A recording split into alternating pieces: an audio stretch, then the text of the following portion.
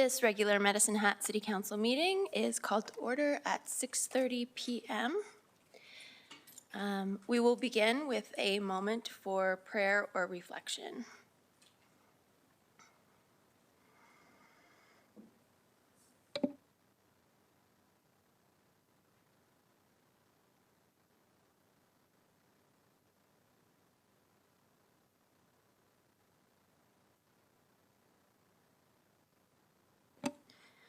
Thank you. I would like to read our land acknowledgement. The City of Medicine Hat acknowledges that we live and work on treaty territory. The city pays respect to all Indigenous peoples and honors their past, present, and future. We recognize and respect their cultural heritages and relationships to the land. We have a number of councillor announcements this evening. I'll begin with Councillor Hirsch.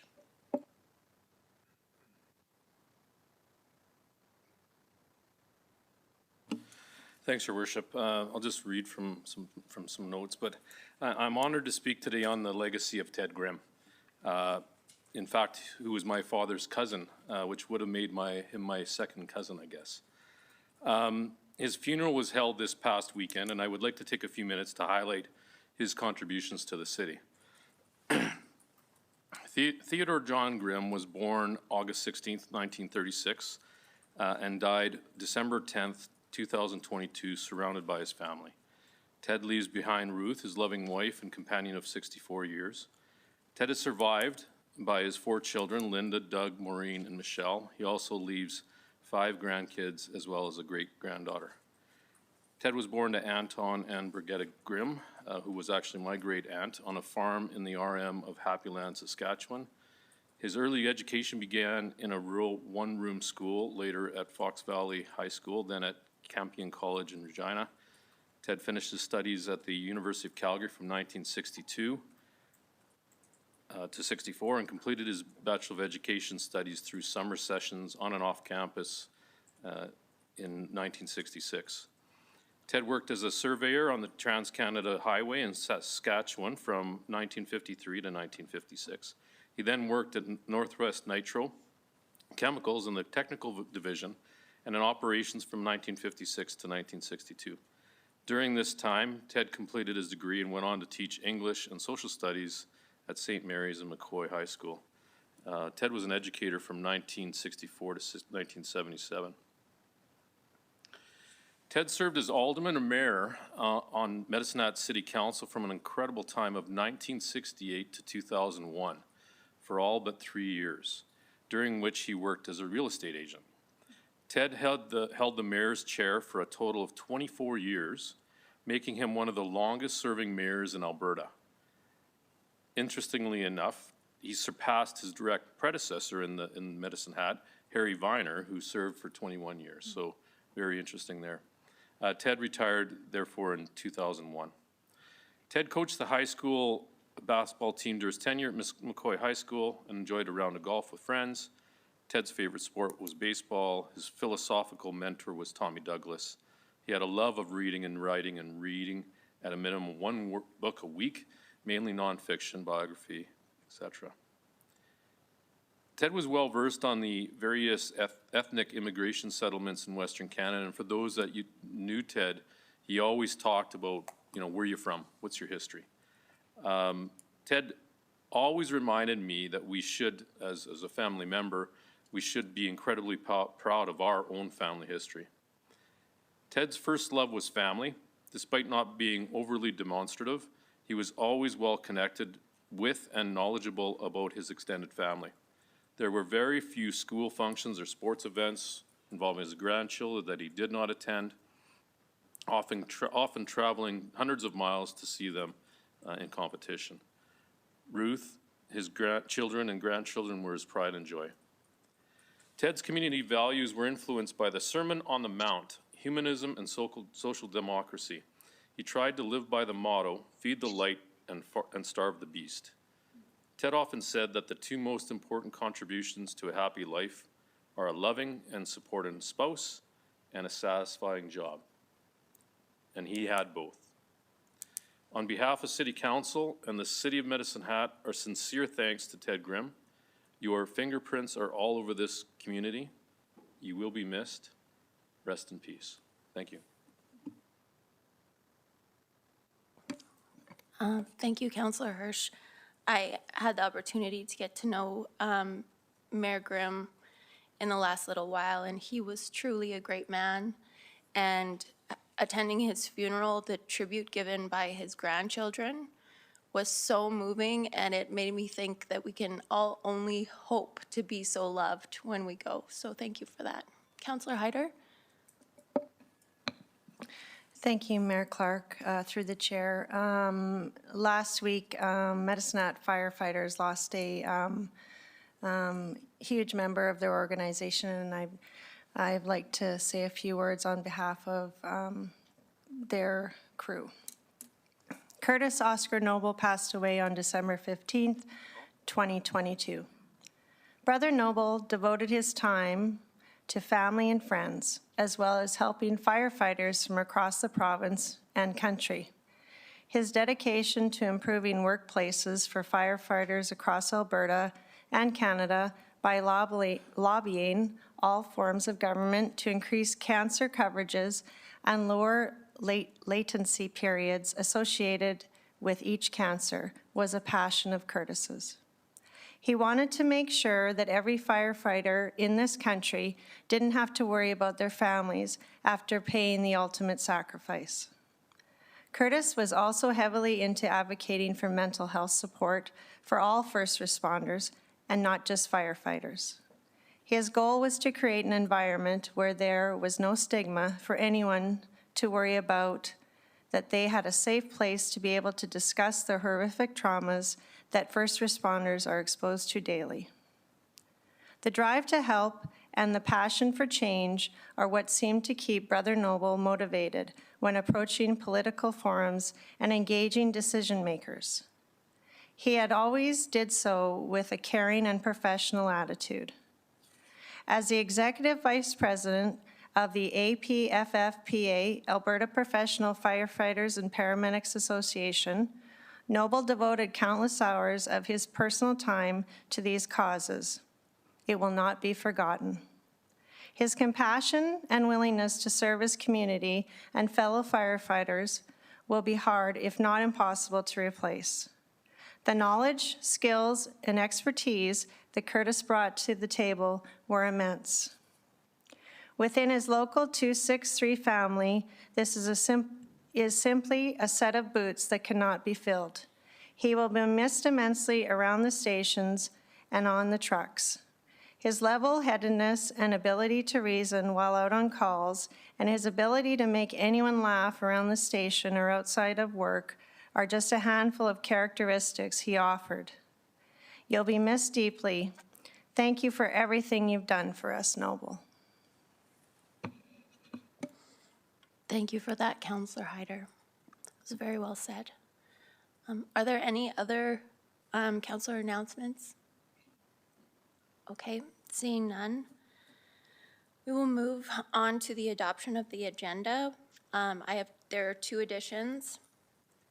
We will add at item 11.1 rather, under new business, appointment, our city manager appointment, and under 11.2, acting city manager appointment.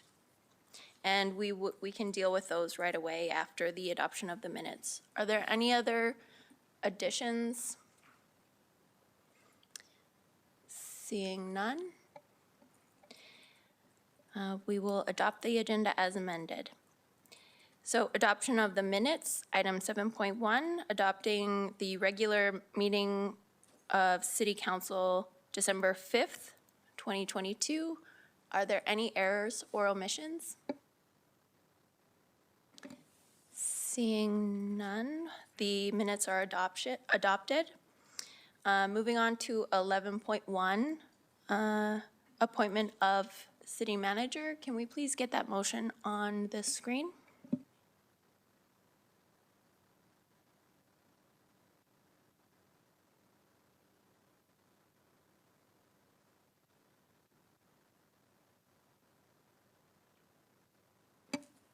All right, do we have a mover? So moved. Second. Thank you. So is there any discussion on this item? Seeing none, can I get the motion back up, please? We will vote on the motion to appoint Ann Mitchell as city manager for the city of Medicine Hat effective February 6th, 2023.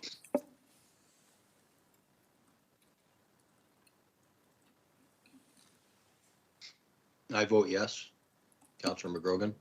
Thank you, Councillor McGrogan. I will try my best to remember to ask you each time. I'm easy to forget, Madam Mayor. Nonsense. Okay, and moving on to item 11.2, appointment of an acting city manager.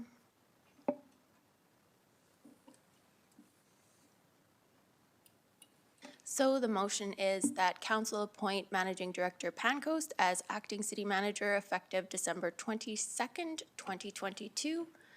So moved. Second. Thank you. Is there any debate or discussion on this? Go ahead.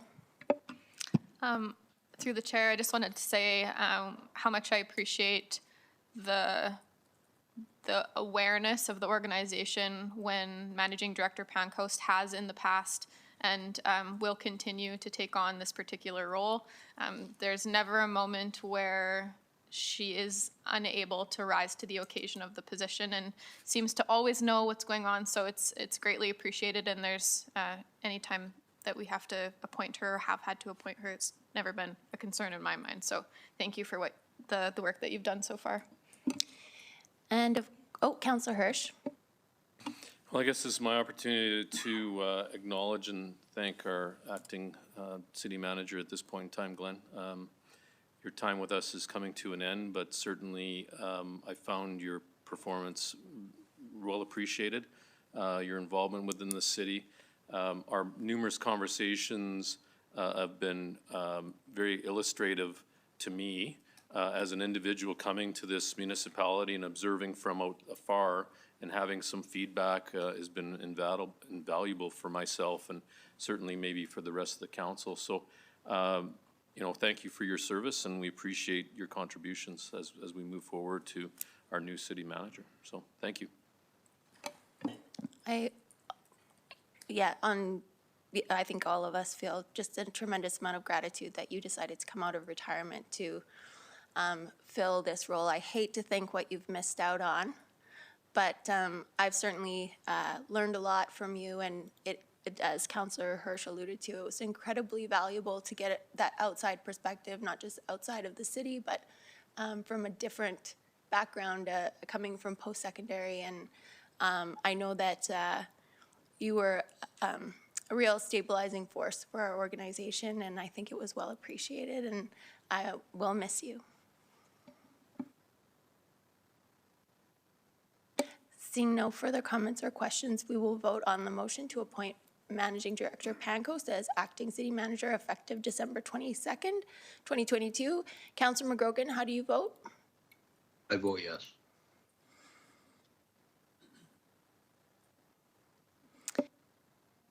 Oops, sorry, and that's unanimous. All right, so now we'll go back to item number 8, committee commission business arising. 8.1 Corporate Services Committee. So we have the meeting minutes of December 8th, 2022. Your worship, I move that council adopt the minutes of the Corporate Services Committee meeting held on December 8th, 2022 as presented for the corporate record. Second. Is there any discussion on that? Seeing none, we will vote on the motion. Councillor McGrogan, how do you vote?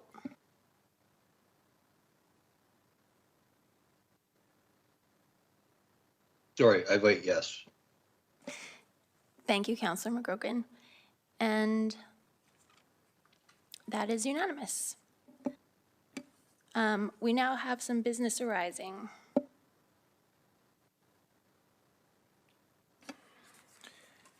Your worship, I move that council give first reading to bylaw 4719, a bylaw to amend the borrowing debenture bylaw 3914. Second. And the City Clerk Krabraszewski, this cannot receive all 3 readings. Is that correct? Thank you, Your Worship. As it has to do with the borrowing bylaw, there are MGA requirements for advertising and opportunities for residents to file a petition. We have to wait those timelines out before we can pass this bylaw. Okay, so we will vote on first reading. Councillor McGrogan, how do you vote? I vote yes. I'm waiting for him to make like a comment about I'm voting on standing on my head or something like that. I'll try to behave.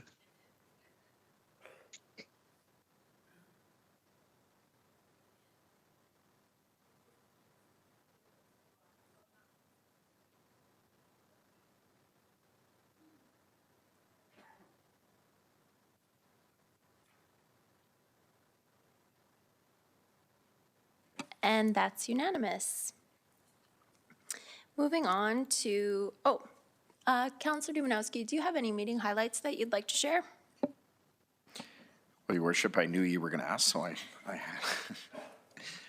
no, it's a different process. So yeah, I mean, the agenda and the minutes are before the people, but I think just highlighting the fact that we're enhancing our capacity to operate under the line of credit, if you will, of 50 million to 75 million, and some of the good, wholesome conversation that occurred at committee around what does that mean, how does it affect our debt limit, et cetera. And I mean, the information's there in the background, but essentially this has become a growing need for the city, and a lot of it has to do with protections that are required to meet compliance with different projects and whatnot. So it's money that's held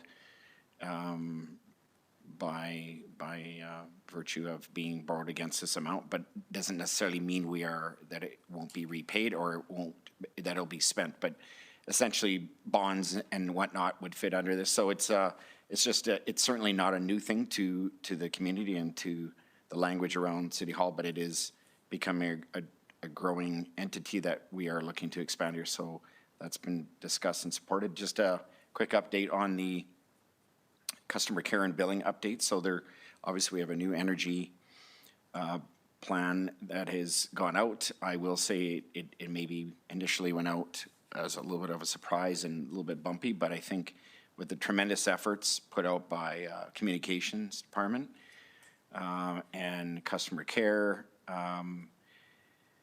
Manager Schmaltz had even spoken about that at our committee meeting. They've had thousands of phone calls, but lots of people have had the opportunity to be educated on this through the city website or their billing information, or just having a one-on-one conversation. And it's tremendously appreciated by the community. And I think we're moving in the right direction there. I haven't had too many complaints or any complaints of late, so and the complaints weren't driven around lack of support or resolve. It was more around understanding it. So I think everybody's efforts proved to be useful and helpful. So those are the more salient points from the meeting we had. Councillor Hyder? Thank you, through the chair. I just wanted to quickly say that not only myself, but other citizens have called in to make changes or fix their rate. And I need to acknowledge Denise Schmaltz and her team and the customer care. They are so patient and so kind and so knowledgeable about what people need to do. And I just really need to acknowledge that and how through this day and age and how patient they've been with lots of people. And I appreciate their work. Thank you. Thank you, Councillor Hyder. Moving on to item 8, and thank you, Councillor Dumanowski, for your highlights. Moving on to 8.2, Public Services Committee. At 8.2.1, it's the Public Services Committee meeting minutes from December 12th, 2022. Mayor Clark, I move that council adopt the minutes of the Public Services Committee meeting held on December 12th, 2022, as presented for the corporate record. Second. Any discussion? Councillor Hirsch. Thanks for that. So for those of us that weren't on public services, it's just item number 1, the affordable housing land donation request. Councillor Robbins, can you just give a little bit of a background and a little bit of a highlight of what this looks like? And I guess my question is, did this change from low-income housing? Was there any material amendments to it as it came forward?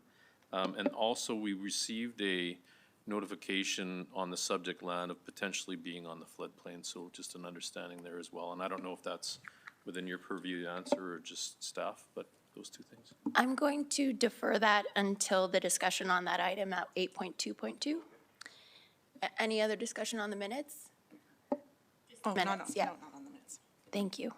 So we'll vote on the minutes. Councillor Hyder, how do you, sorry, Councillor McGrogan, how do you vote? I vote yes. Okay, we're just waiting for the vote list. I have to, like, Ronnie is doing about 5 things, so. And that's unanimous. So moving on to item 8.2.2, Medicine Hat Community Housing Society Affordable Housing Land Donation Request. Your worship, I'm going to recuse myself for this portion. Sorry, thank you.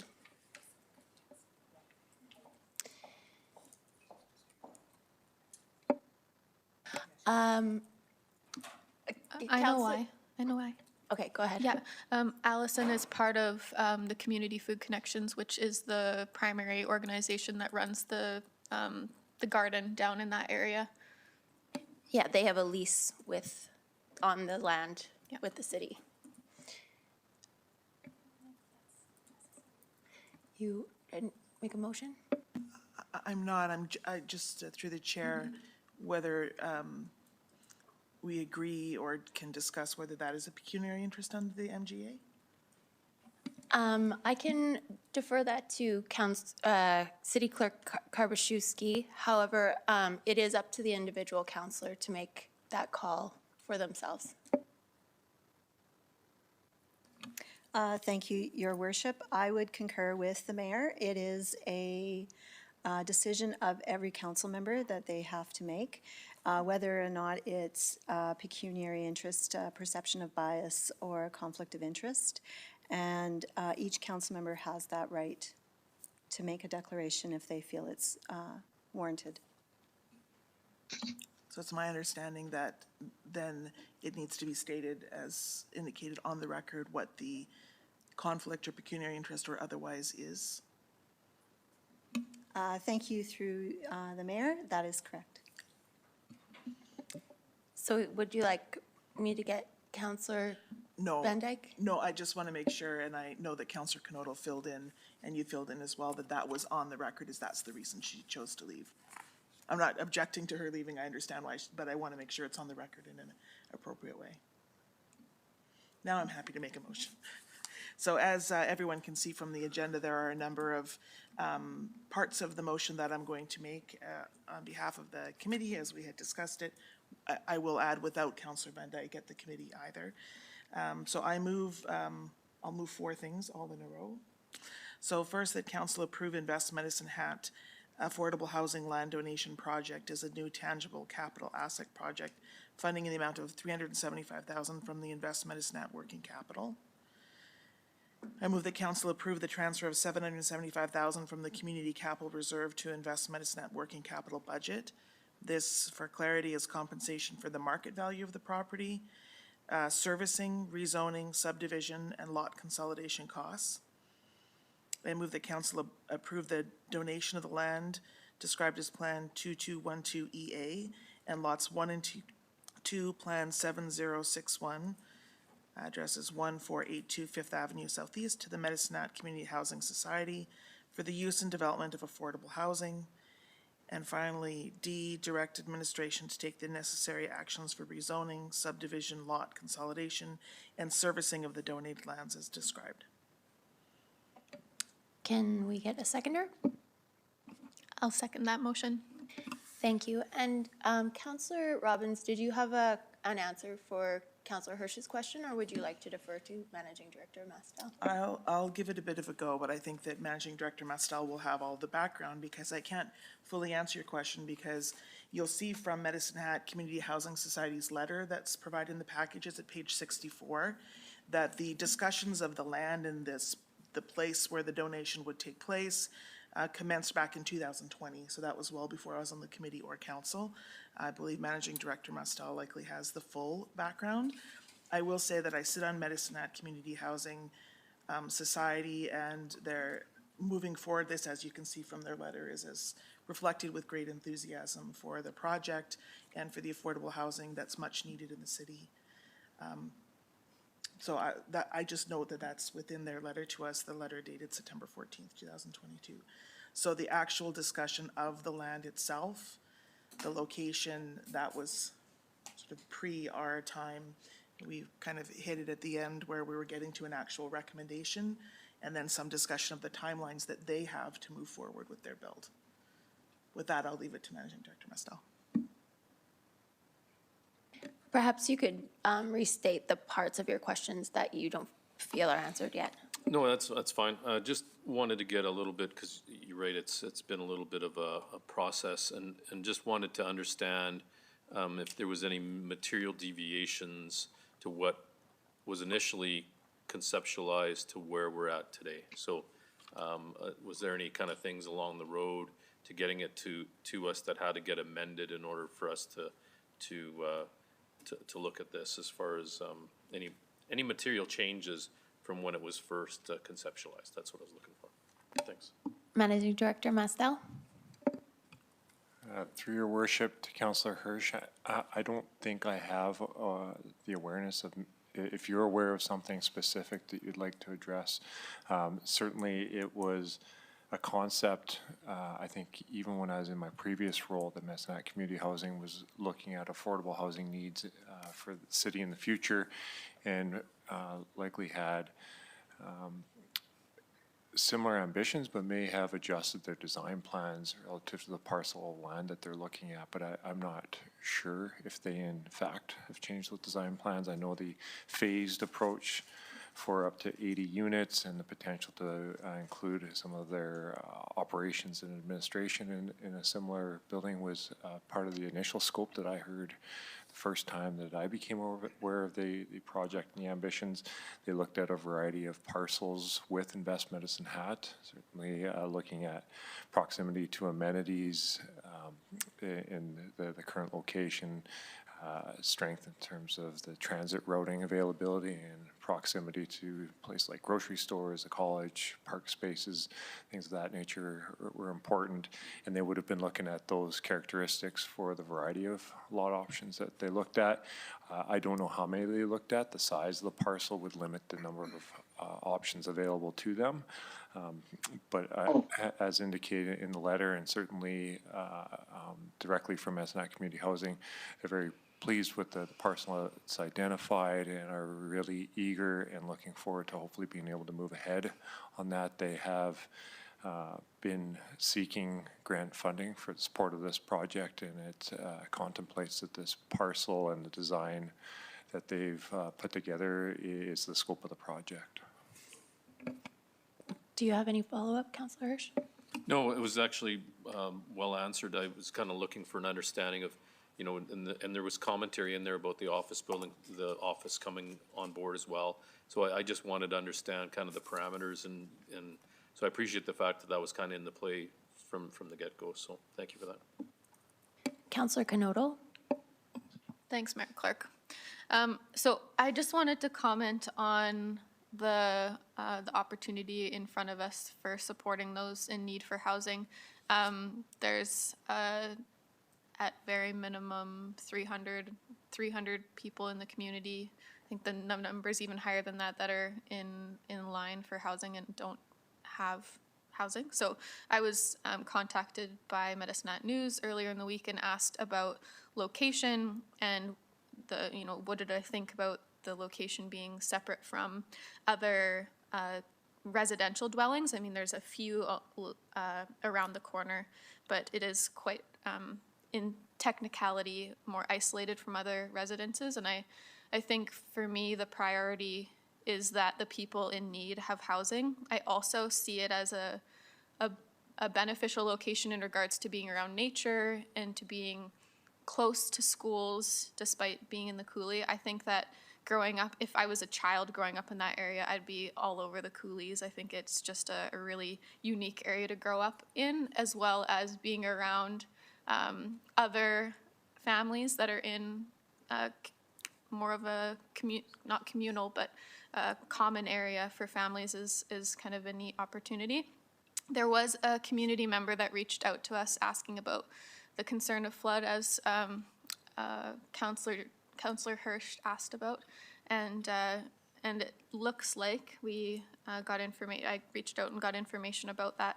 I think all of us were carbon copied about there is possibilities for flood mitigation efforts, as well as particular building heights that would help prevent any issues in that flood fringe area. So it seems that both location and the flood concerns are something that we can, there's a way to see it in a positive light, so that's positive in my perspective. And it also sounds like this is right in front of us because there's federal funding, or there's a movement from the federal government that's pushing this to the forefront. So I'm looking forward to seeing this in action and seeing the families in Medicine Hat that need houses get houses. Thank you, Councillor Canodal. Councillor Sharps. First, I'm thrilled that this is in front of us, but I do have a couple of questions. So when I look at that area, as I come down College Hill all the time, I look that, there's areas that don't have sidewalks. There's areas that aren't necessarily safe. It's quite the trek to groceries, amenities. I'm assuming not assuming, I'm absolutely assuming that sometimes when you look at lower cost or lower housing, not everybody has a vehicle, so they need transport, et cetera, et cetera. What are some of the things that we looked at and how we're going to make sure that they have access to these facilities and the bus routes and things like that? I would just like a little better understanding of how we address those needs. Councillor Robbins, do you have anything, or would you like to defer to Councillor or Managing Director Mastel?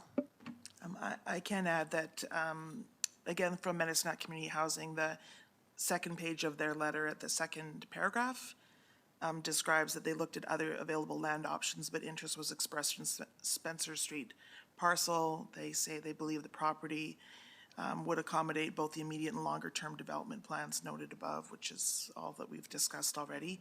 So that's coming from Medicine Hat Community Housing, that they did look at other places.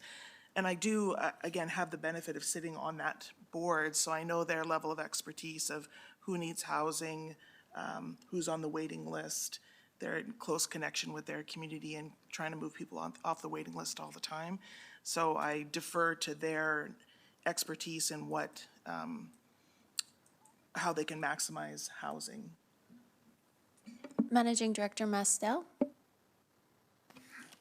Your Worship, maybe I'll just supplement a little bit to Councillor Robbins. Medicine Hat Community Housing did give me some background in terms of distances. So as it relates to the grocery stores, the pharmacy, the medical clinics, they're within 1.5 kilometers. And for comparison, the affordable housing units in Southlands are at 1.8 kilometers. So the proximity to those amenities are actually closer for this proposed location than what we have for current affordable housing units. So they see that as a positive. Again, King Coulee Park is very close to the trail system along the creeks. It is available to use those recreational trails or for micro-transportation. The public transit system does move through the Kipling corridor. It is city center, so it has access to a lot of the transit routing and quite close to the hub at the transit terminal in the downtown.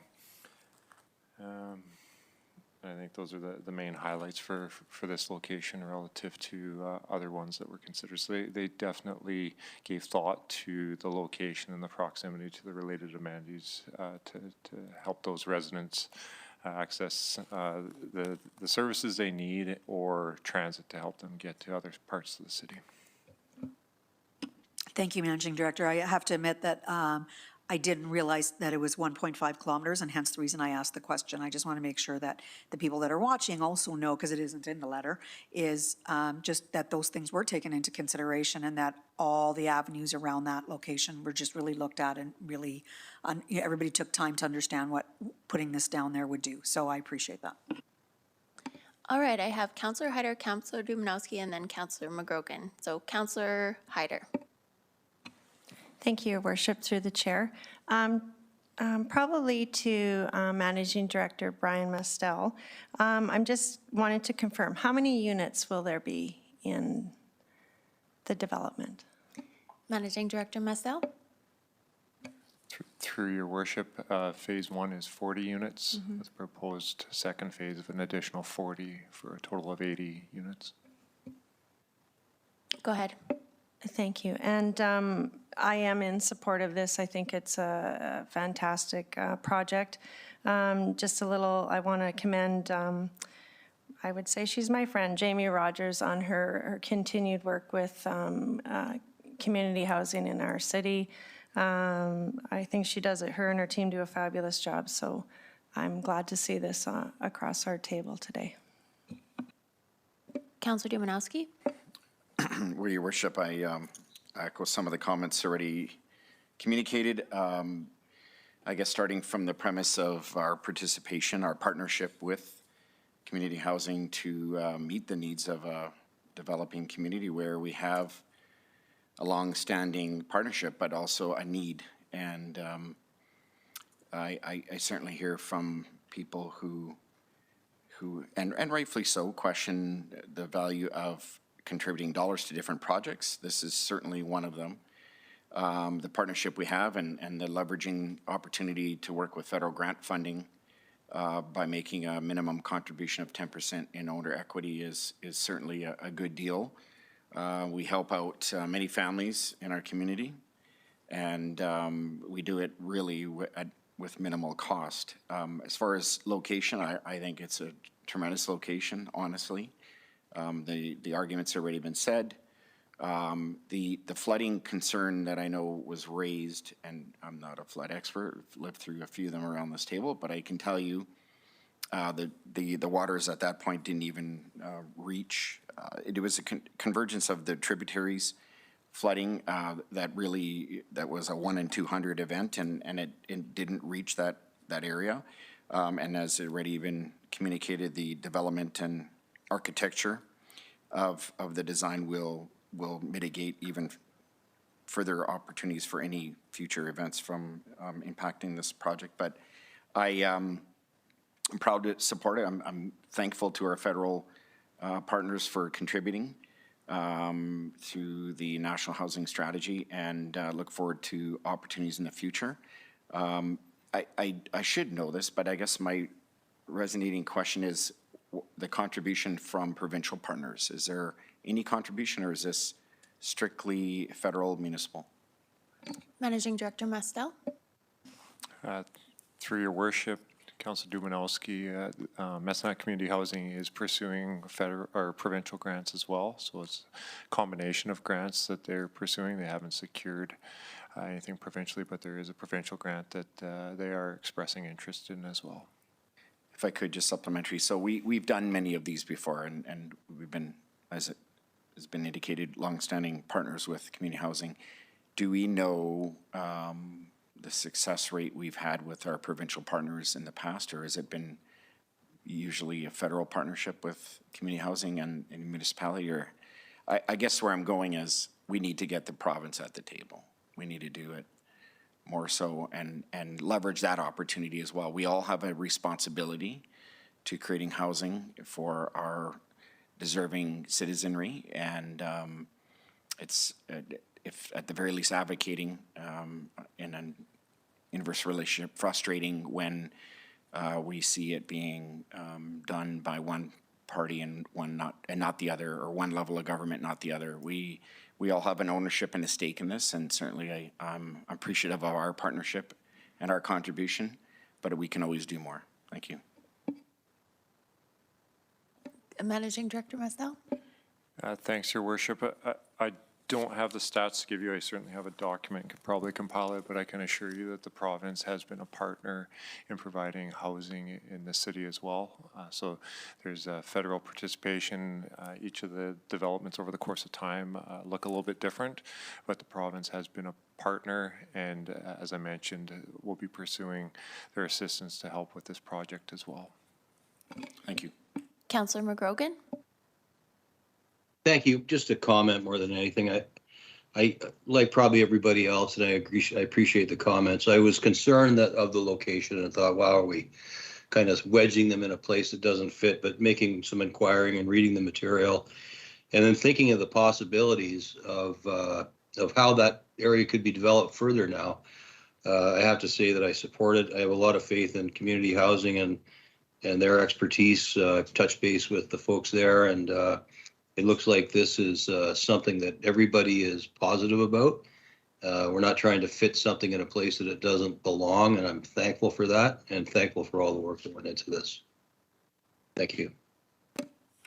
Thank you. Seeing no further comments, we will vote on the motion. Councillor McGrogan, how do you vote? I vote yes. Thank you. And that's unanimous, with Councillor Van Dyke having recused herself. Councillor Robbins, do you have any meeting highlights?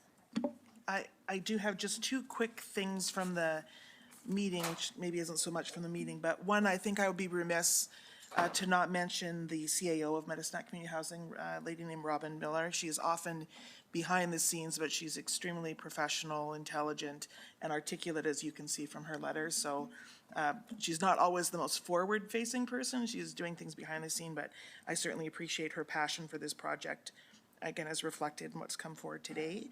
And also, I'm going to note on page 58, the community gardens, because we did discuss that as well, because that is a change for them. And so it's noted on page 58 of the minutes of our meeting that they would either be accommodated there for the interim, or other suitable sites would be identified. That is not something that the Public Services Committee or the city thinks we can afford to lose.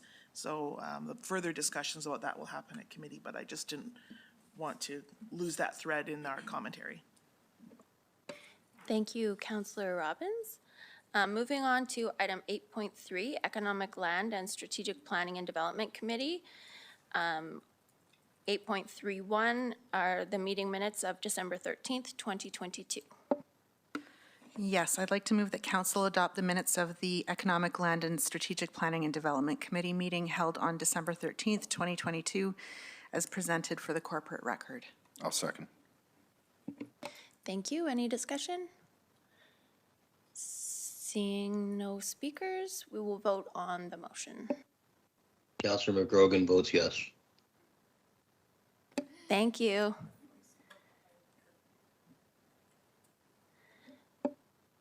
Oop, that's unanimous. Are there any meeting highlights that you'd like to share, Councillor Van Dyke? Yes, thank you, I would. So this is a new committee, and so there's going to be things covered in this committee that have not typically come through committee before. We've discussed them in council, but we don't often have time for updates. So we're going to be covering some of those things here, and you can see those in the minutes. Some longer process projects fall under this division. So one of them being the environmental framework, the Clean Energy Improvement Program, which I know there's a lot of interest in the community on that program. Strong Towns Community Action Lab is working its way through the process, and we'll be seeing some action with that soon. And then additional things within land use and city view and offsite levies, which will be of particular interest to developers and businesses in the community, the municipal development plan, and then also the rural renewal communities designation, which I'd like to point out is the city is taking a regional approach with that project, and working with Cypress County, the County of 40 Mile, Town of Bow Island, and Town of Red Cliff.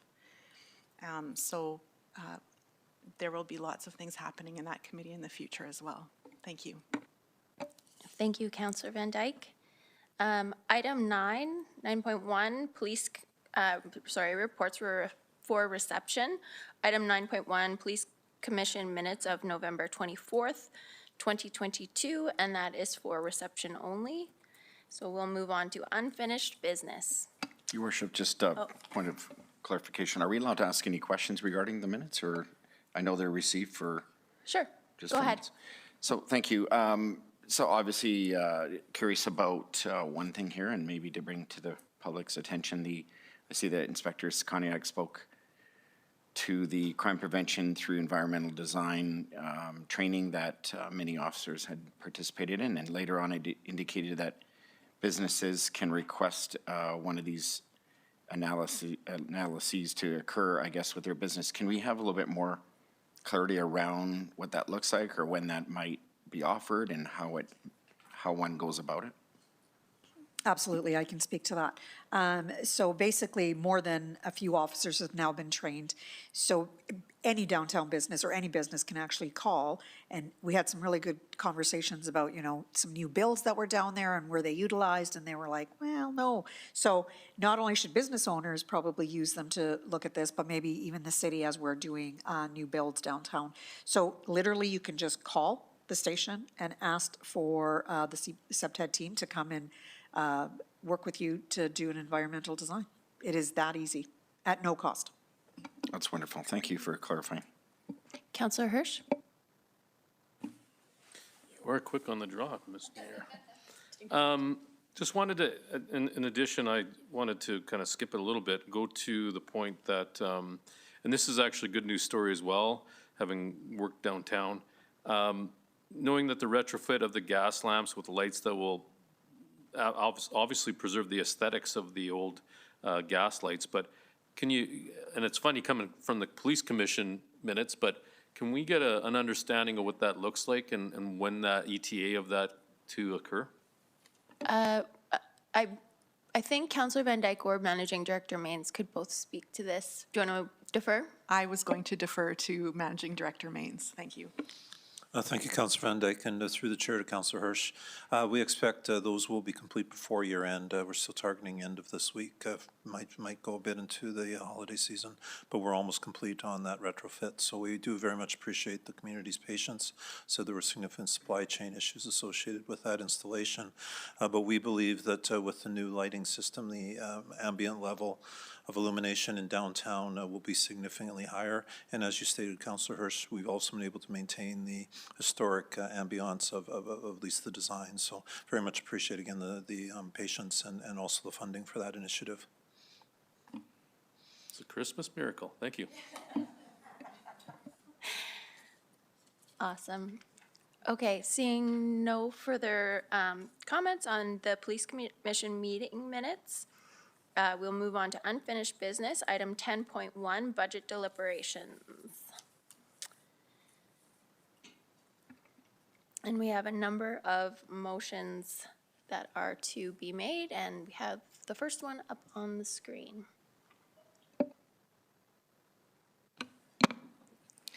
I move that council approve the 2023 and 2024 Energy Business Unit Comco. Go on.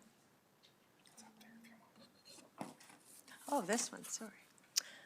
Energy business, commodity-based, environmental utilities, gas and electric distribution, and municipal tangible capital asset budgets as presented at the November 7th, 2023 regular council meeting. I'll second. Any discussion? Seeing no speakers, I'm just going to quickly check Councillor McGrogan. Nope. Seeing no speakers, we'll vote on the motion. Councillor McGrogan, how do you vote? I vote yes. We're just waiting for the voting list to come up. And that's unanimous. I think that was the last one. We need to, okay, now we'll vote.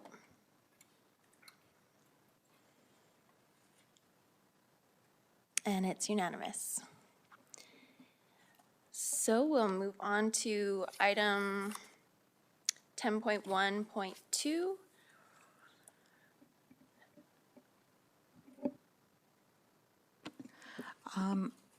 I'd move that council approve the 2023 and 2024 Energy Business Unit commodity-based environmental utilities, gas and electric distribution, municipal and Invest Medicine Hat, operating revenue and major operating expenditure budgets as presented at the November 7th, 2022 regular council meeting. I'll second. Any discussion on that? Councillor Sharps? Yes, thank you for that. I just want to make sure that the motion that I made at the last council meeting of the freeze of hiring the position still stands, because I noticed the date here is as presented at November 7th, 2022, but reality is I did have a motion passed to freeze all hiring. So I just want to make sure that is still valid. Your motion, as far as your motion did not impact the budget. It just impacted what the hiring. So the motion passed did not amend the budget at all. Just was a motion to freeze hiring until the new city manager had a chance to report to council. Correct, so that is, yes, that is still valid. Councillor Robbins? Yes, thank you, and through the chair, I just wanted to say thank you quickly to the managing directors and the directors who answered all of our questions so thoroughly, in great detail. I know they were asked many of them, and certainly I also want to thank Corporate Communications for adding the answers to those questions to the website so that you could see what was asked and the answers. If we had tried to do that here, we would be doing the budget in December 2023. So, but being able to ask the questions and then get the answers and let the public have access to those was really critical for me to be satisfied with this process. So, thank you, Mayor. Seeing no further speakers, we will vote. How do you vote, Councillor McGrogan? I vote yes. Thank you.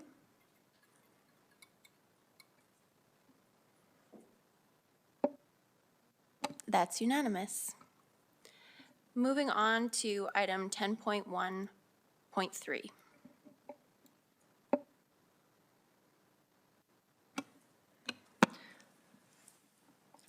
I move that council approve the transfer of the 2022 projected fee cash flow of 83.8 million as follows. 25.3 million to the Heritage Saving Reserve and 58.5 million to the restricted reserves in accordance with policy 0169, the distributable funds and dividend policy. I'll second. Councilman, okay. Thank you. Councillor Dumanowski. Your Worship, I appreciate the significance of this movement of funds to the appropriate departments or reserves as indicated. I think what I've had conversations of late with people who inquired is the twofold, I'll call it, benefit of transferring monies to the Heritage Saving Reserve. One is that it is a reserve that was determined a number of years ago to capture, literally, funds from the legacy of our utility and the benefits that it has given and provided for generations to this community in multiple ways. But one of the true legacy tests of any anything like a utility or COMCO, as we refer to it, is its ability to put monies away for future opportunity or investment or reinvestment in our community. And by putting money in Heritage Savings Reserve, we're not hoarding the public's money. We are putting money away into in an environment where it will be held and strictly controlled, but the benefits of it at some future point, and that future point being soon, will come back in the form of a dividend to our operating, and that will be the legacy. And by moving these funds there, we are expediting that opportunity, and that, in theory, would be in perpetuity. So that's a tremendous benefit to our community. And of course, putting other monies in restricted reserves doesn't mean, again, we're just putting it somewhere where we, can do things in the future. Because one of the challenges people have is, and it's been brought up here, is that we had a significant windfall year with Comco, and people are trying to understand how that fits in the context of tax increases and current utilities. And again, the first one speaks for itself. The second also gives us, out of necessity, quite frankly, the opportunity to use those funds as needed. We haven't completely weaned ourselves off of the legacy dividend that the city benefited from and depended upon. And so having some funds in reserves gives us the ability to work toward that end, which again we're moving nicely toward. So I'm just pleased that we are moving in those directions, and certainly there's more to this story to be written in the future. And I will say that we will have to find our place to continue to have our citizenry understand how they benefit from Comco and our overall budget considerations, and that will be determined in near future, is my hope. And essentially, I just wanted to make those points clear so that when people see this, they're not misunderstanding the intention of them. Thank you. Councillor Robbins? I don't get very excited at this table very often, but I think this might be the most excited I've been to vote on something, which may sound weird, but let me tell you why. Sitting here for a year, I see that how Comco is managed, and I'm proud of the management as a citizen that gets us to this place. And I see how our investments have been carefully managed and maximized. And so now we have an opportunity at this table to say, let's take this income, let's put it in investments, and then let's take the income from those investments, and it'll be a long-lasting benefit to future generations in Medicine Hat. And how often can you say that? You got to vote on that. So I'm very excited to support this motion. Thank you. So, seeing no further questions, I just have one question for Managing Director Egert, and this, I did ask it in part last meeting, and it is in an email from him. But is it the case that if we increased the amount of the heritage, the transfer to 25,975,000, that we could start receiving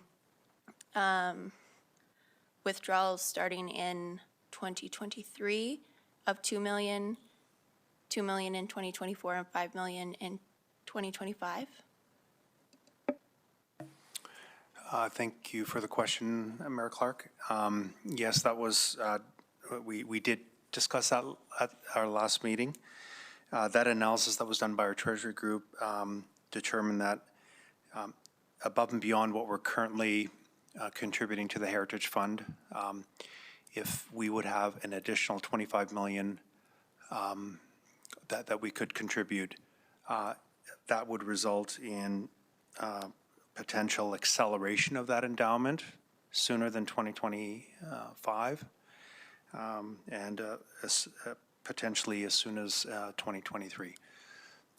So that was the analysis done on that one, Mayor Clark. So unfortunately, we don't have that additional funds available at the current time. Okay, thank you. Seeing no further questions, we will vote on the motion. Councillor Counselor McGrogan. McGrogan votes yes. Thank you.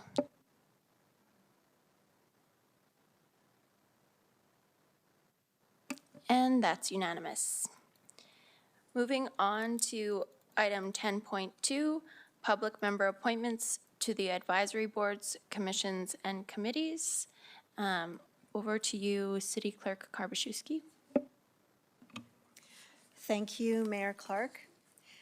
Last council meeting, council conducted a ballot vote to determine which public members should be appointed to the city's various advisory boards, commissions, and committees. The votes were tallied by the city manager and the legislative services coordinator, and the results are as follows. For the Assessment Review Board, council voted to continue recruiting for the vacant position. For the Combative Sports Commission, Jared Kilkenny received the highest number of votes, and council voted to continue recruitment for the other remaining vacancy. For the Community Vibrancy Advisory Board, Dylan Giles, Deanna Haysom, Mary Tulip, and Brooks Sadden received the highest number of votes. For the Municipal Planning Commission, council voted to continue recruiting for the single vacant position. For the Police Commission, Sarah Scahill, and I apologize for any thank you. Sarah Scahill received the highest number of votes.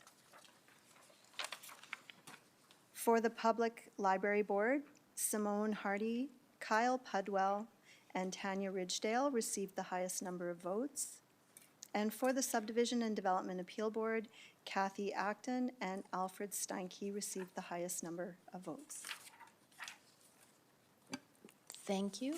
Does anyone have any comments or questions about that? Your Can I worship, make that move motion? Oh, Councillor McGrogan, go ahead. Thank you. I move the council appoint the public members who receive the highest number of votes as read into the record, each for a term of 3 years effective January the 1st, 2023. Second. thank you. Councillor Dumanowski? Oh, that's what you're doing. Okay. Seeing no speakers, we will move on to item 10.3, economic land. Oh, my apologies.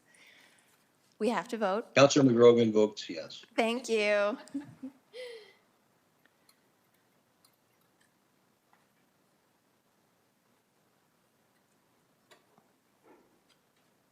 That's unanimous. Now we will move on to item 10.3, Economic Land and Strategic Planning and Development Committee. There are a number of bylaws which are set for third reading. Thank you. I move that council give third and final reading to bylaw 4728, a bylaw to amend the amusement arcade billiard room bylaw. Second. Any questions or debate? Seeing none, we'll vote on the motion. Councilor McGrogan votes yes. Thank you, sir.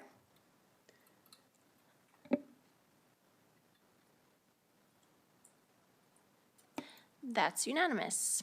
Moving on to item 10.3.2. I move that council give third and final reading to bylaw 4729, a bylaw to amend the escort service bylaw. I'll second. Any debate on this one? Councillor Knodel. Thanks, Mayor Clark. I appreciate that this came forward. I think that the conversation inspired by Councillor Van Dyke is around the fact that those, and I think I'm on the right tangent for this conversation, right? In regards to the prices? Okay, perfect. Okay. So this work in the past has had a bit of a negative connotation, and to this day still often has a negative connotation. It's not something that the average person hopes for themselves or for their children. But oftentimes it becomes the reality of many people who are in not in a great space or in a great place. It's a means to an end, or it's a job for a lot of people. By looking at the rates that we charge in order to allow this particular industry to exist, often protects the people who are licensed from harm. And I think that it's a really important conversation to have, and it's something that that I'm in favor of exploring and looking at, and I will, of course, be in favor of passing this particular bylaw. But I think it's important. It's an important conversation to have, and it is, for many people, it is survival, and safety while people are surviving is important to me. All right, seeing no speakers, we will vote on the motion. Councillor McGrogan votes yes. Thank you.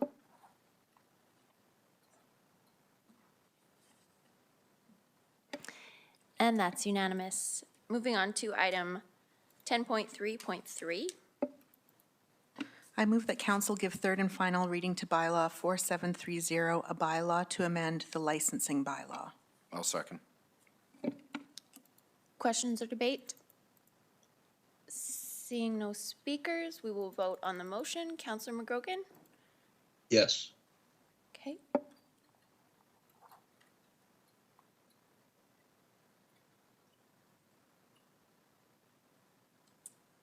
Councillor Hirsch, how do you vote? Oh, you're getting another chance. That's unanimous. Moving on to item 10.3.4. Yes, thank you, and my apologies, this is quite lengthy. I move that council amend bylaw 4731 under demolition to strike $145.25 for 2021 and replace with $157.25 for 2023, and strike $151.25 for 2022 and replace with $163.50 for 2024. Under electrical permits to strike $211 and replace with $212, strike $95.60 for 2021 and replace with $106 for 2023, strike $101.35 for 2022 and replace with $110 for 2024. Under commercial and industrial and annual maintenance permits to strike 2022 and replace with 2024. So, or seconded, pardon me. Questions or debate? Seeing no speakers, we will vote on the motion. Councillor McGrogan? Yes. Thank you.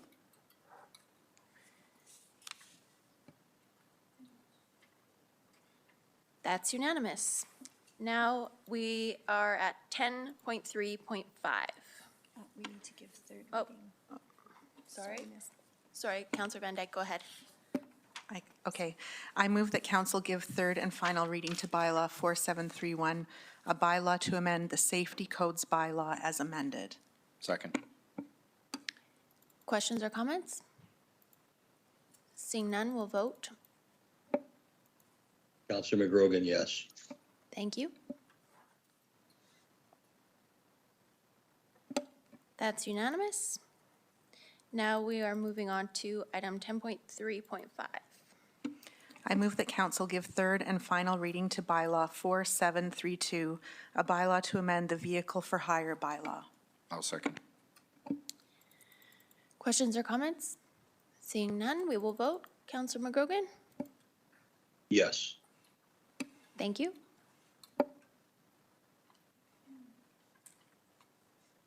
That's unanimous. Now we will move on to 10.3.6. Yes, thank you. This is a resolution on subdivision fees.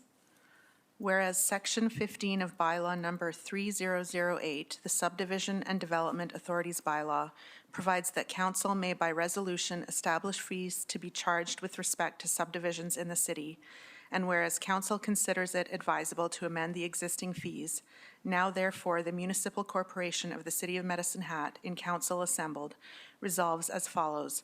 The fees set out in Schedule A to this resolution are hereby established, and this resolution takes effect on January 1st, 2023. I'll second. Questions or comments? Seeing none, we will vote. Councillor McGrogan? Yes.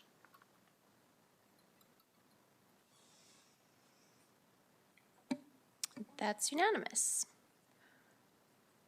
Item 10.4.1. Oh, do you have any meeting highlights? Do you want me to move the minutes first and then do the meeting highlights? I don't have that on my,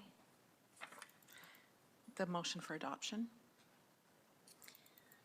That must be in the wrong spot. My apologies. we have, our agenda just has one, like 10.3.7 is probably just in the wrong spot. So we'll just move on to 10.4, which is the Energy and Infrastructure Committee meeting. 10.4.1, meeting minutes of November 17th, 2022.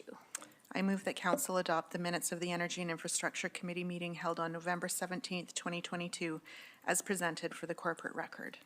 I'll second. Councillor Canoto? Oh, sorry, I thought you were going for your button there. Seeing no speakers, we will vote on the Councillor McGrogan? Councilor McGrogan votes yes. Thank you.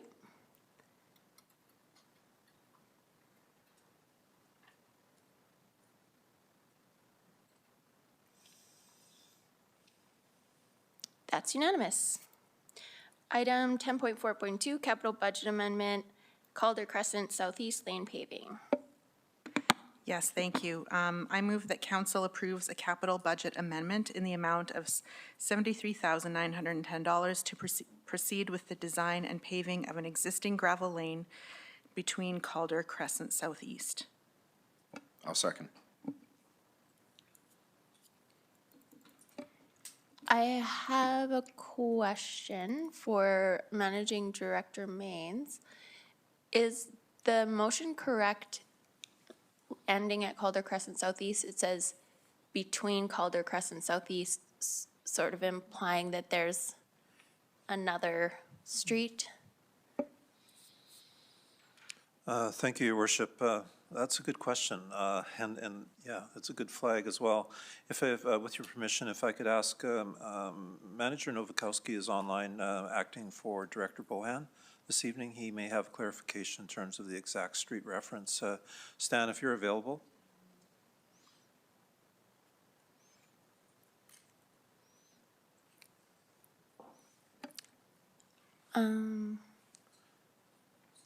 Oh, Councillor Van Dyke knows. I'm happy to answer it if Okay. he's not available. Please, if you can. So Calder Crescent goes around the outside, so it's the laneway in between the two sides of the crescent. So it is in fact a single crescent going around the outside of the properties. Thank you very much. Councillor Dumanowski? Just a couple of things. One, I mean, it's a small item, but an important one. We have a local community who have decided to work collaboratively to deal with something they feel is necessary, and that is to pursue a local improvement funding to pave a laneway. We've seen these before. We see them infrequently, but it is something to highlight because there are people periodically who inquire about similar concerns or challenges with their laneway, and we do a great job in grading them and maintaining them, but there are people who prefer at times to have them asphalted and not have to deal with that. So anyway, I think this is a testament again to a neighborhood, and I understand typically you need 51% of the neighborhood in the identified area to agree, but from my understanding is that everyone was in agreement here. So cooperation proves to be working out well for this neighborhood. My question is, and it might be something that was identified and I lost, but it, in the background information indicates 72,910, and then in A it indicates 73,910. So there's $1,000 difference there, and I'm not sure if that's something I'm missing or if we could get that clarified.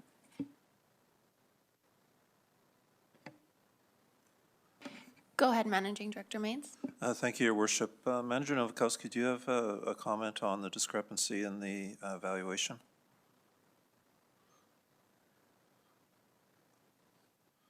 My understanding is that the number should be 73,910. I'm not sure where the other number came from. Thank you, Stan. Maybe City Clerk, mechanism for correcting the BN tonight. Can we on the fly, or would you like to see it brought back with the corrected numbers? Councillor Van Dyke. Sorry, can I just ask Councillor Dumanowski where you see the 72,000? Because in the budget amendment, Appendix A, and the briefing note, and the motion, it's 73,910. Through the chair, I'm on page 134, under item 1, about the third sentence.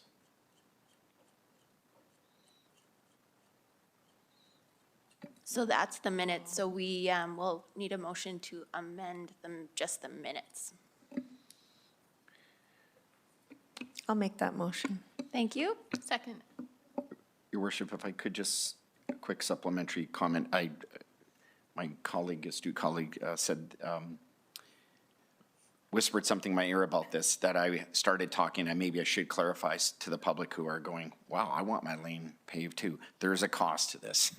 And certainly the cost is going to be distributed amongst the owners of the properties that are going to have the laneway paved, as indicated here, a 15-year period at interest rate of 6.75. In today's world, it's probably pretty attractive, but is going to essentially be costed out to them, and it's indicated in the minutes. But there, this is available, certainly if others hear about it, because again, I do get requests about it, but it is available. You have to have at least 51% of your outlined area supportive of it, and there is a cost that is billed back to your taxes each year for a stated period of time. So I just wanted to make that clear. Thank you. So we will deal with the motion on the table before we deal with Councillor Hyder's motion to amend the minutes to correct the amount in there. Councillor McGrogan? Yeah, thank you. I think Councillor Dubanowski at the end clarified the funding. I wanted to make sure that for those that weren't aware of it, that the money was being recouped from the taxpayer in relation to this. And I guess one question and more of an interest, so this is taken out of a capital funding. As the funding is recouped, and I don't know through the chair who this would be directed at, does it go into operations, this money as it comes back in, or does it go back into a capital contingency? Managing Director Egert? So this is a loan that'll be repaid to the reserves. So it'll go back into the same account it came out of? Thank you. Do you have any follow-up? Thank you. Okay. No, thanks very much. All right, seeing no further speakers, we will vote on the motion. McGrogan votes yes. Thank you.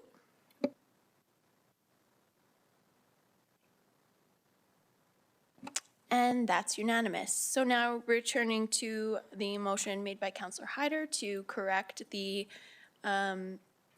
meeting minutes of the Energy and Infrastructure Committee meeting of November 17th, 2022, to replace on page, to replace under item 1, 72,910 with 73,910. Do we have a seconder? Second. Thank you. Any discussion? Seeing none, we'll vote. McGrogan votes yes. Thank you.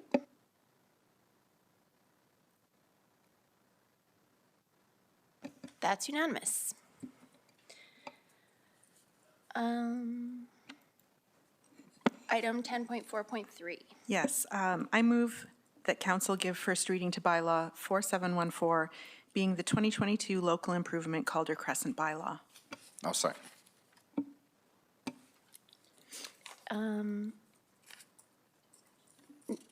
Okay, we'll vote on that. McGrogan votes yes. Thank you.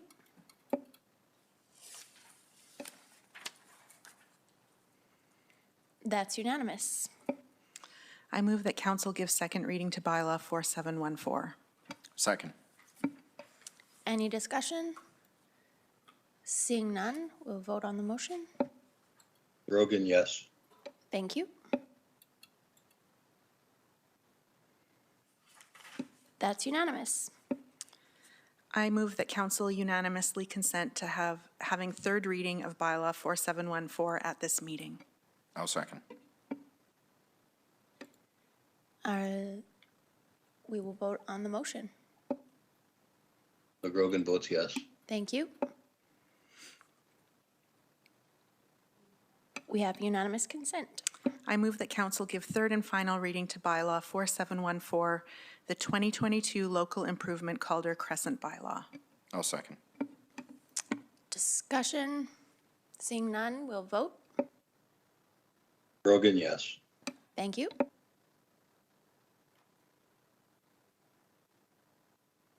The bylaw is passed. All right. Do you, Councillor Van Dyke, have any meeting highlights from the November 17th, 2022 meeting?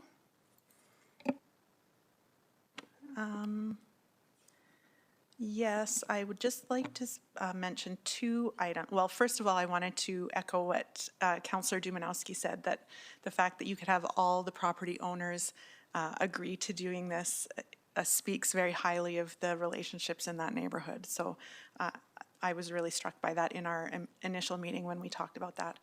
Also, I just wanted to draw attention to the city operations safety initiatives and the time that they take to make sure things are done properly. People know how to do things safely. Safety is a really important value to me in our organization, and I appreciate Managing Director Main's leadership in that area as well.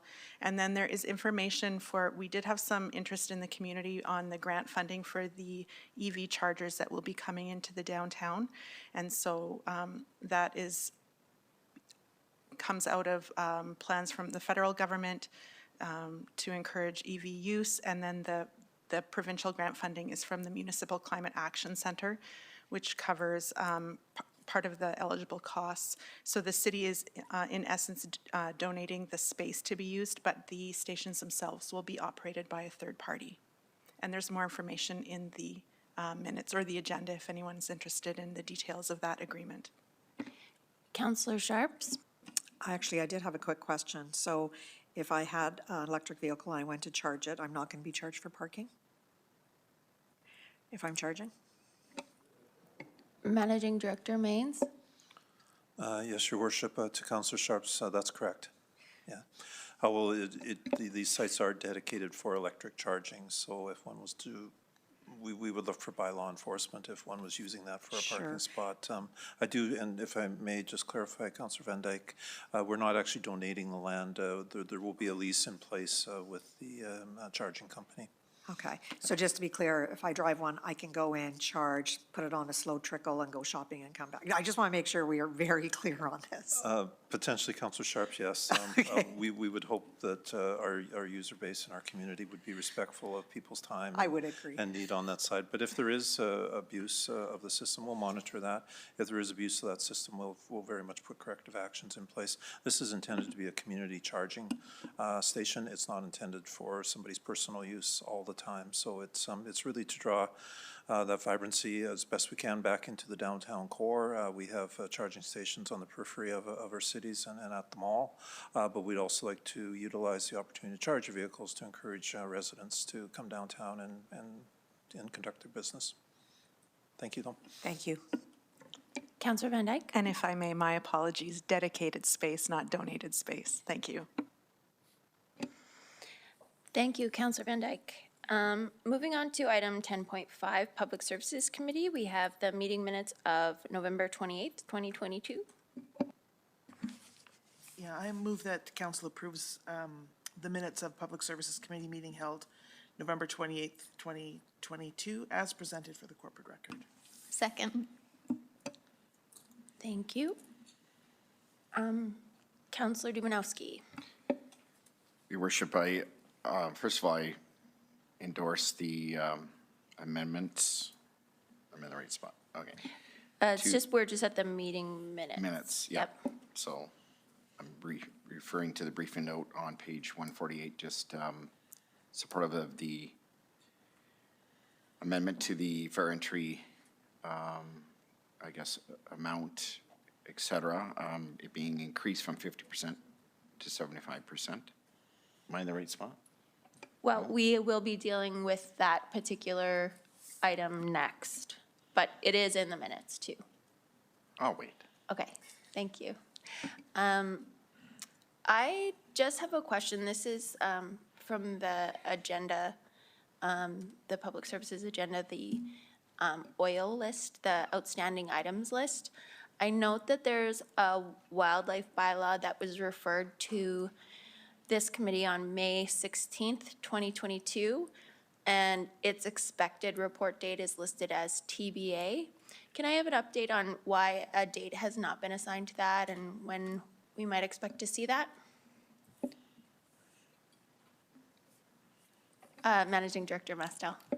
Thanks, Your Worship. That was discussed at the last Public Services Committee, and committee asked for that item to be attended to in Q2 2023. So these minutes precede that, but the following minutes that you see your committee meetings will reflect that timing.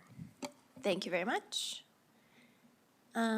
Seeing no further discussion, we'll vote on acceptance of the minutes. Councillor McGrogan, how do you vote? Yes.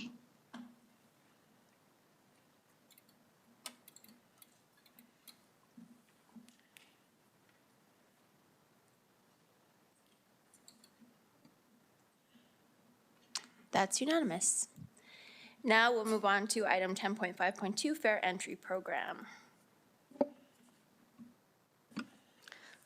I move that council approves amendments to the fair entry policy 0161 as presented. Second.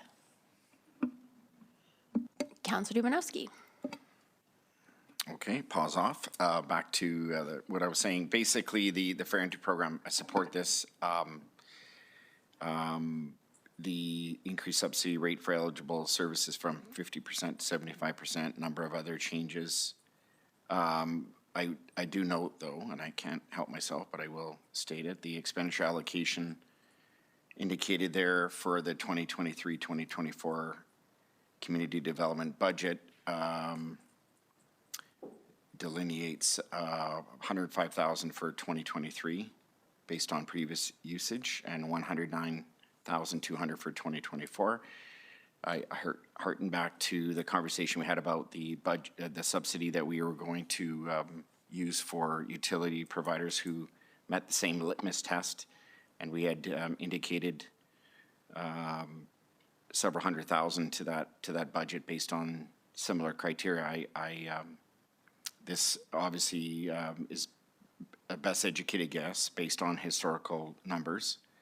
I guess my hope is that the message to those who meet the criteria gets out even more so.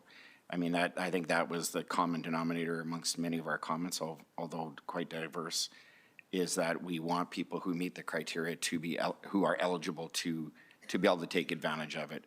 Some of whom will never choose to, but many of whom may not know about or understand how to go about it, and there could be a number of factors to that conclusion. But I am supportive of this, and I'm thankful that committee is bringing it before us.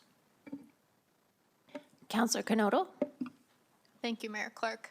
A piggyback or an additional comment from what Councillor Dumanowski mentioned about usage. I was curious about the usage from the past, or how the uptake has been in the past. And the 50% coverage seemed to occasionally be a deterrent for those who couldn't afford normal rates. So I think the 75% is a good move to encourage more people to participate. I asked the question about why, or perhaps it wasn't me, but during the meeting there was the question asked about why 100% isn't feasible, and we were educated that it is important that people have an opportunity to financially participate. There's a value system correlation that there's that ownership piece that is important, and an important part of being in the community is that ownership and investing in yourself, and people get that opportunity with the 75% rate. So I think that's valuable, and it's a change that I'm in support of. Councillor Van Dyke? Yes, thank you, through the chair. I was very excited when this came through Public Services. I've been talking about fair entry since the start of our term, I guess, and I was really pleased when the transit fair entry pilot program was operated during the summer months. And like Councillor Dumnowski and Councillor Knodel, I support this, and I'm happy to see the change in the maximum benefit and in the percentage paid. I think it makes it a lot more accessible to people that need this program in the community. I also appreciate the fact that there's a single entry, that the process is in place, and by doing that process, it makes all of these fair entry programs available to you. I think that is important in maintaining the dignity of people accessing this program. And I'm just wondering if someone would maybe be able to speak to the communication strategy on how this information, when this will take effect, and how this information will be relayed out to the human services agencies in the community whose clients will most benefit from these programs.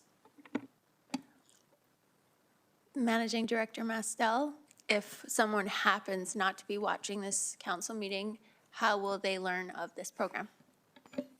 Thanks, Your Worship. We anticipate a number of people that be eligible aren't watching this council meeting this evening.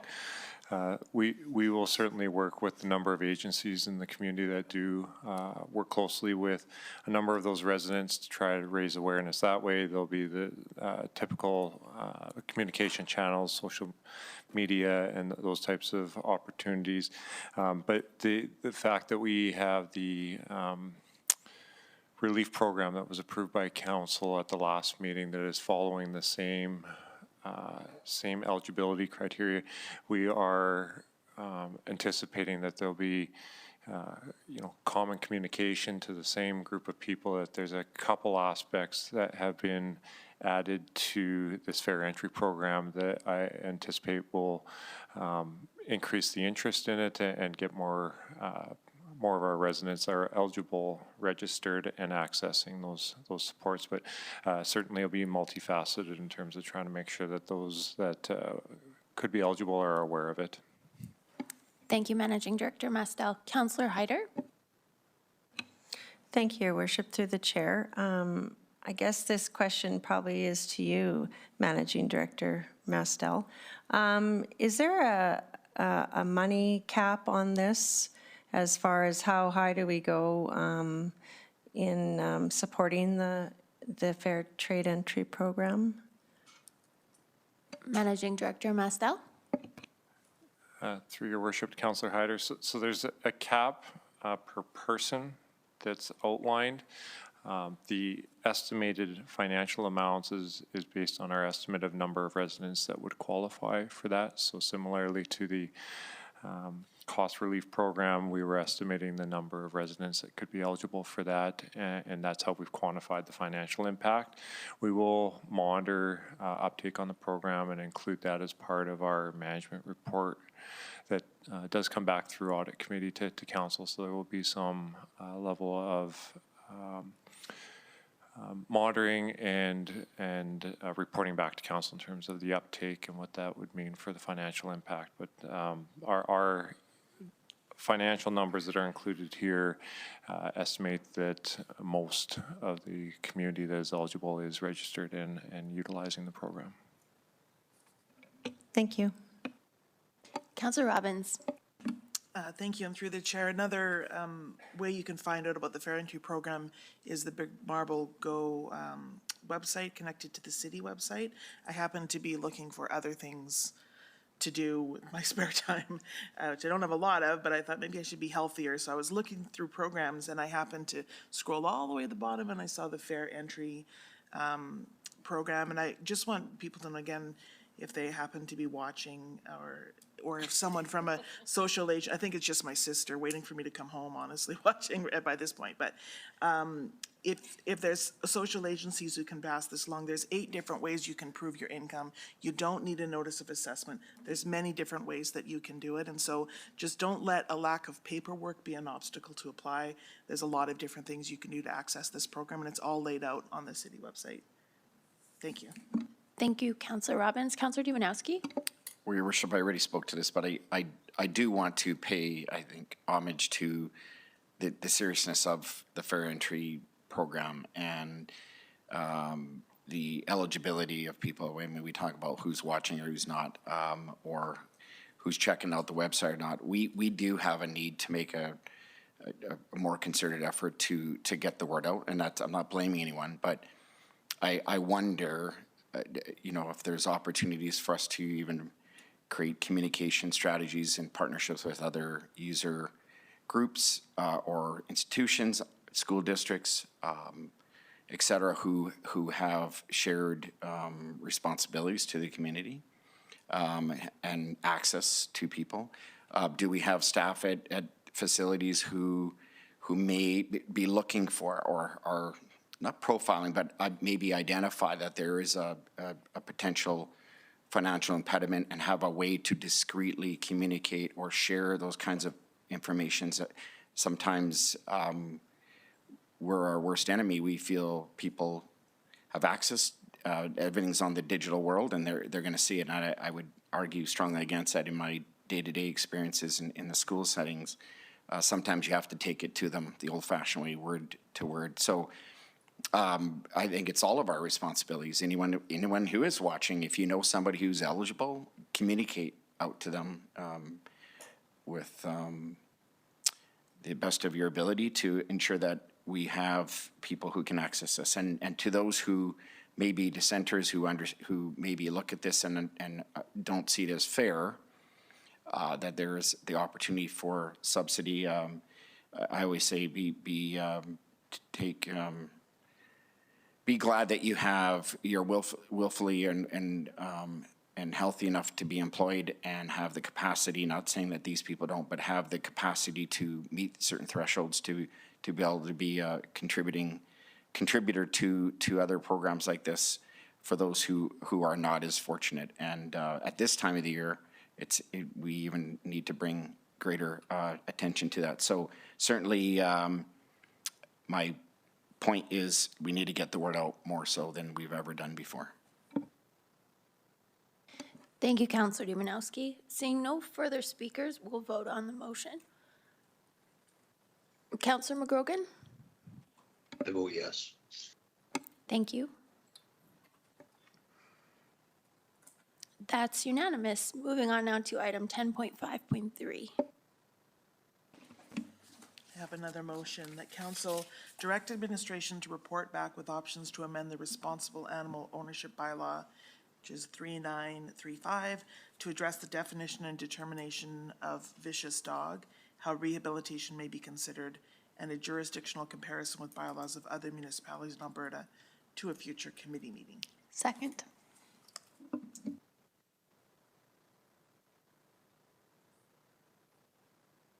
Discussion, Councillor Knodel? Thanks, Mayor Clark.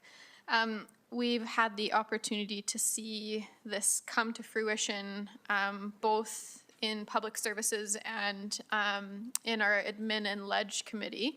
So this conversation started as a result of actually also Councillor Sharp's, myself, and so just the two, there's 3 of us. Managing Director Mastel, but there's only 2 council members. For some reason, I thought there was 3. So Managing Director Mastel, Councillor Sharps, and myself all sit on the Vicious Dog Appeal Board, and we see appeal applications, I guess, come through after there's been incidences in the community where a dog has fallen under the category or hit certain particular determinations of being a vicious animal. And I know for myself, and I'm sure I can speak for others, that it's difficult, and we don't want to see an animal be in a situation where they're labeled a vicious dog. But unfortunately, there are good reasons for why this particular bylaw exists. So in the conversations that we've had, the question has been asked, what kind of flexibility or what sort of steps can be taken for an animal that has attacked somebody to be rehabilitated? What kind of options are there? And at the current moment, there's none. And so for pet owners who are actively pursuing repair or healing for their animal that has attacked another person, there's no options. The dog is labeled vicious, it has to be on a shorter lead, it has to be muzzled, and there's increased fees along with other things. So this, to me, is really important. I think animals have, and I'm going to say this through the lens of an animal lover, that they have rights just the same as human beings. If a human has done something wrong, there has to be some sort of reparation or consequences for that action, but there should always be the opportunity for repair. And right now that repair option doesn't exist. So I'm looking forward to more information. I'm eager to see what other communities are doing. And I hope that we get to hear back about the opportunity for repair.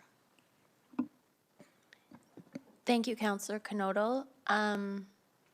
I will defer to Councillor Sharps.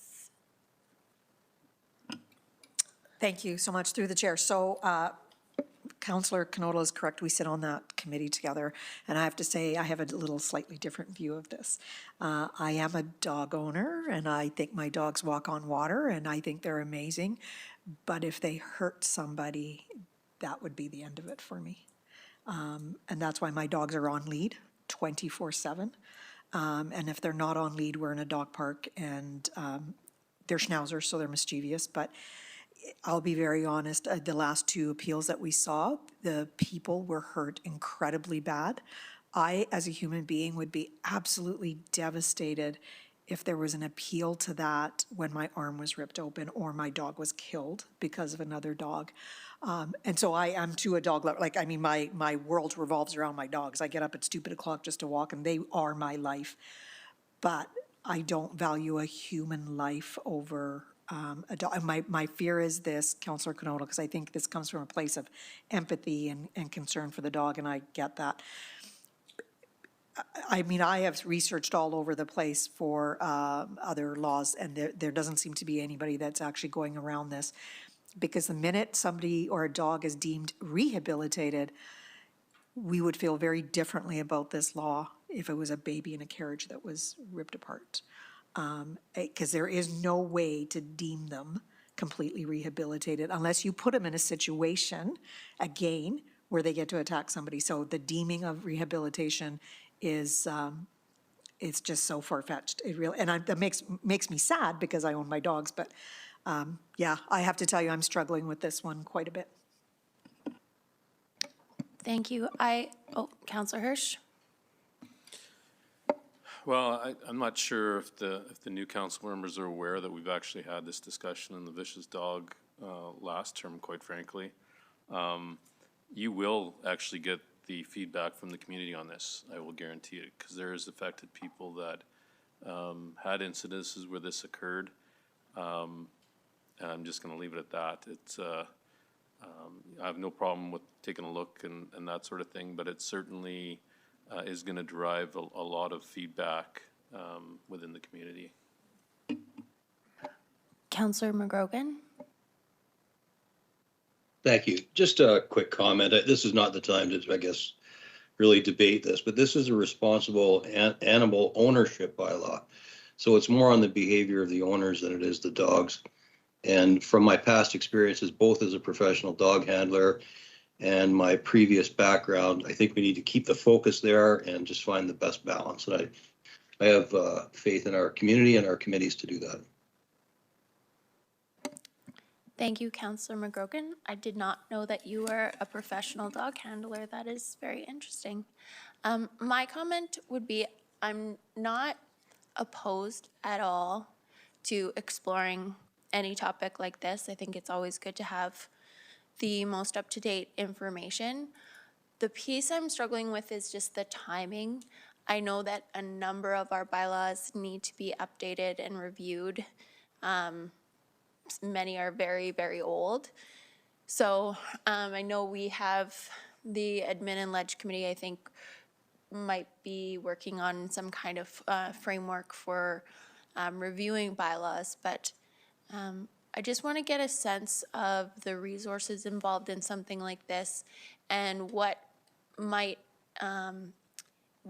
be deferred or potentially not happen because we are doing this review. Basically, a resourcing and priority question. I'm going to say Managing Director Mastel, and potentially if you would like to defer to or also call upon City Solicitor Bullock. Your Worship, it's hard to pinpoint what isn't going to occur if we're doing this work, but it's pretty natural to connect. If somebody's tasked with looking at peer municipalities and trying to understand what's in their bylaws and how they might address situations like that, that's going to take some time to research it, read them, probably do some follow-up with municipalities directly, compile those results, identify anomalies for consideration as it relates to our bylaw, work with our legal team, so a solicitor would be engaged to assist in helping understand some of the language differences that might be in other bylaws and what that might mean.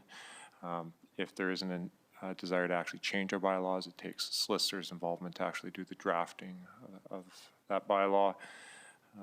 So it takes time to do research. If somebody's tasked with it, probably one person from an administrative team at a management level that would be doing the reach out and the compilation of results and putting it into briefing notes, and it would be a solicitor from the solicitor's office that would be attached to them to assist them with this work. So I don't know if that helps in terms of what the resource allocation would be. What isn't occurring is the same manager isn't moving forward on other files that they would have, but they would be trying to juggle them in terms of the priority assigned for this and the other items. Thank you. I guess maybe more specifically, I haven't, since I've been on council, seen a legislative action plan in terms of what administration views as the priority bylaws to be reviewed and amended, and when those are expected to occur and how this might fit in with those other items. Is it the case that for example, is it the case that the responsible animal ownership bylaw is already high priority on that list, or is it, maybe a 2025 review? So that would be helpful to me in considering when we do review bylaws. But at the very least, I think I would like, when something like this comes forward, the discussion to happen could be at the committee level in terms of what's the appropriate timing to do this. So I'm not saying we shouldn't put it on the outstanding items list. It's just a matter of where is it in terms of a priority for administration and this council in relation to all of our other priorities. And I think it would be important to have the city solicitor as part of that discussion as well. Councillor Hirsch. I'm just wondering if we can maybe skip to the chase a little bit here. I know this was reported on certainly last term, and really there was a series of emails. I do recall people's perspective on both sides, and perhaps just throwing it out there that the committee can get briefed on kind of efforts to date during that time, which was considerable. The review was pretty elaborate, and rather than kind of, you know, reinventing the wheel, at least take a look in terms of a bit of a briefing note of where it came to, and perhaps maybe where it could be going from there. But again, you know, just like garbage and roads, it seems like every term that this does pop up, and which I have no problems having the discussion, but again, there's been some effort on this, I'm certain, so. Councillor McGrogan? Yeah, thank you. Just a quick comment, just spitballing here. I'm just wondering, well-intended, I think, effort to have this re-looked at. I'm wondering, I don't know if this is a question through the chair to Managing Director Mastel or where it might go, but is there any genesis that's came from I guess the bylaw enforcement unit at the police services, and if they'd have any input in this? And then really, should this just really go back to the committee, as everybody's saying, to have a sober look at this, see what's been done, and come back to council with a recommendation of whether this really should be an effort that we're spending much time on at this stage? How big of a deal in the barometer is this? So I just put that out there. Managing Director Mastel, and then I also see that City Solicitor Bullock has his hand up. Okay, thank you, Your Worship. Bylaw Services was able to provide some input in terms of the bylaw and how it's working from their perspective today. They feel that it is a tool that gives them the authority to act with swiftness to animals that may be causing a danger to residents in the community. So from their perspective, the bylaw is appropriate and gives them the tools that they feel are necessary to protect the public. They did cite some statistics in terms of number of times that they've had to enact the vicious dog designation under the bylaw. There are 7 animals within the city of Medicine Hat currently today that are carry that designation. There has been 3 in the last year and a bit, which is an unusually high number, but doesn't reflect typical historical numbers of times that they have used this aspect of the bylaw, although they do respond to a number of complaints. I think they've had 51 related to animal complaints for some sort of aggressive behavior. So they certainly deal with this in the community, and they feel that the bylaw appropriately gives them the tools they require today.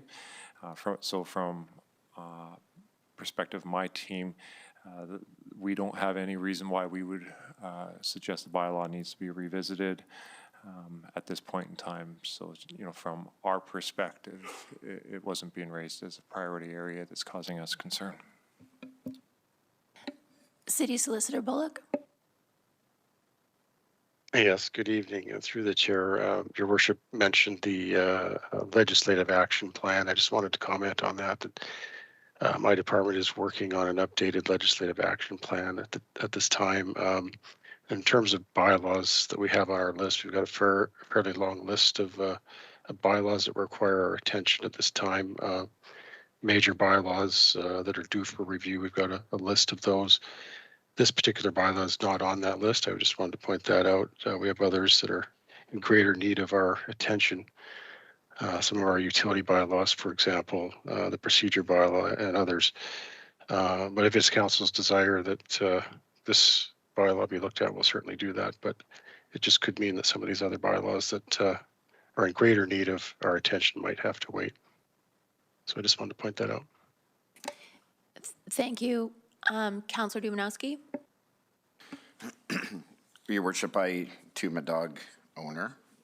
We have a couple of dogs, and sometimes you have to say that because when you make comments that maybe go against what some might feel is the intended conversation, they take exception to it. But if you say you're a dog owner, they seem to understand. So this is not the time to debate that. What I will say, and certainly listening to the conversation, is that my recall that the bylaw, the responsible pet ownership bylaw, had only been, was thoroughly reviewed, communicated and vetted by the bylaw department, the community not that many years ago. I know time flies, but again, I think as Councillor Hirsch indicated, recently reviewed. That doesn't mean that in the absence of its immediacy to many of the new members of this council, it didn't occur. I guess to support what is already said, and the solicitor said it probably best, there are many other priority bylaws before us. I certainly hold to the belief that our bylaw has been thoroughly vetted and is indicative of what is considered best practice out there.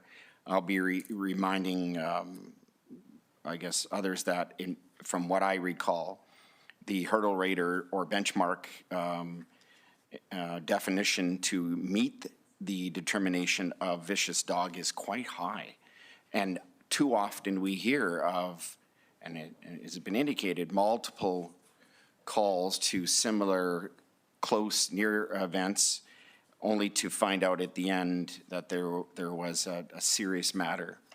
And I don't want to get dramatic, but to me, if you've met the litmus test to have your dog defined as vicious dog, again, as a dog owner, I find it almost impossible to believe that there's going to be a significant remedy of any kind that would satisfy me, and as far as I'm concerned, the owner, to have a second opportunity.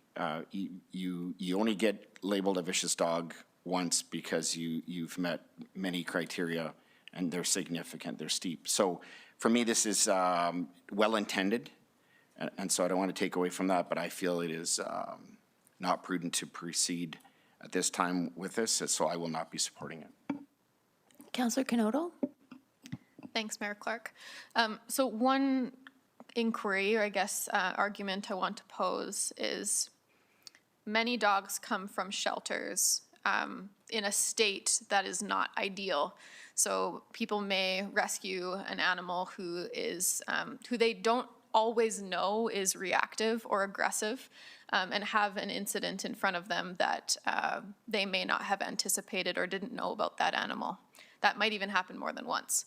So for those people that are in a situation where the animal that they rescue, they don't have, and again, this is not to discredit any work that is done on behalf of rescues. I think rescues do their very best with educating people about the circumstances of their animal. But if we have two dogs, or a dog that comes from a rescue organization, and the family learns through an incident that this animal is aggressive, and then they work with that animal to, whether that's find anxiety treatment, medication, behavior treatment, or training, and that dog does evolve, but had two incidences right after adoption, per se, or even rehoming. How does our bylaw allow for that consideration of this dog maybe being rehomed several times or having an abusive upbringing, and then all of a sudden it's in a new home, it's in a new circumstance, it's shown its trauma by biting somebody, and then there's no opportunity to see that circumstance reset? Councillor Sharps? I just wanted to say that all the vicious dog attacks that we as a committee have looked at, none of them were from the shelter. So I think that's an interesting perspective on it, but it's not valid to the situation that we're in. I just want to be very candid. All of them were a dog of a certain breed, which was interesting to me because I'm not scared of any breed. But the second part was they were all purchases. And what's very interesting to me on the very last one because I breed dogs, so I happen to know this, you never, ever let somebody take, if Counselor Dumanowski came to me and said, I want siblings, my answer would be hard no. Absolutely not, because siblings of a pack will get a pack mentality, and they are very incredibly aggressive to anybody else. And our last vicious dog appeal, there was that. So knowing all of this, and you still take those chances, I think that this exactly what this appeal is for. The human was hurt very badly. So I think those are very interesting facts, but they're none of the ones that are currently in place. So I just want to make sure that's clear. Okay, Councillor Knodel, and then I am going to put this to a vote. Perfect. Okay, so just speaking to incidences that we have seen in front of us, the most recent one was a dog who made an attack on an individual within a private closed compound because of miscommunication between the timelines of that space. So the dogs were in an environment that they deemed their own territory. The human being was in that environment at a timing conflict, and the incidents took place within the confines of what should have been a private space. So in my perspective, there needs to be some flexibility or gray area to consider those one-off circumstances, and to the point of this one, that it isn't always a one-off, but there sometimes is gray area. And if we don't have any sort of wiggle room for gray area, I don't think the vicious dog characterization needs to go. I just think, as Councillor McGrogan spoke to, what can the owner do, whether that the owner can prove they've been to training, the dog is, been seen by a vet, and they have a reduced fee. Maybe there's something that we can do to consider that gray area because of the circumstances of the bite. Again, I'm not trying to argue away the vicious dog declaration. I don't think that's a thing that needs to be gone. I just wonder, is there anything after the fact that we can do to honor the work of the owner? Thank you, Councillor Knodel. Okay, so we're going to vote on the motion. Councillor McGrogan votes no. Thank you.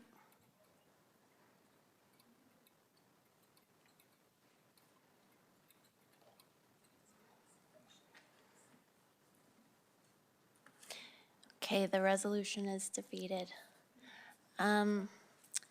So that wraps up our regular business, and City Manager Feltham, it is your last meeting with us. Is there anything you would like to share? There certainly is. So to our mayor and council, and to all of our incredible employees, thank you for your support and really for your passion about Medicine Hat. I've grown to love this city and its people. What you have is very, very special. And I know that our city's best days are in front of us. So I really do wish everyone all the very, very best. Like I was saying, I could not be prouder of all the friendships that I've made along the way and all of the passion I've seen for what this city is and what this city can become. So thank you, thank you, thank you. Thank you very much, City Manager Feltham, and obviously we wish you all the best in your adventures. Councillor Dumanowski had offered to sing Christmas carols. He said it was an old council tradition, but we've run out of time, so. However, Your Worship, that segue, I do want to wish everyone a Merry Christmas and a blessed New Year. You stole my line. Thank you. Good night, everyone. Meeting adjourned.